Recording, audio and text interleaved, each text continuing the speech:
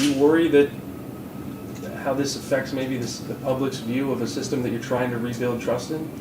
So I would say no. I think that what we're seeing all across the country when it comes to police-involved shootings and police brutality cases, one of the reasons why they're rarely prosecuted is because you have this relationship that you have to keep intact with the police department.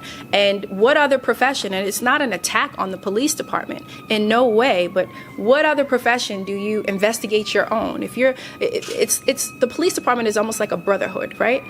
If I was going to prosecute my brother, what would I do? I would have to recuse myself in investigating. Why should it be any differently for the police? I mean, and that's the biggest sort of issue that we faced. And I illustrated some of the issues. You have, officers that were actually witnesses in the case that were assigned to the investigative team. Who are you referring to on that, by the way? When you said that, I wasn't sure who you were referring to. Officer Novak. Okay. I mean, he was part of the FIT team, but he was also there at the scene when this took place.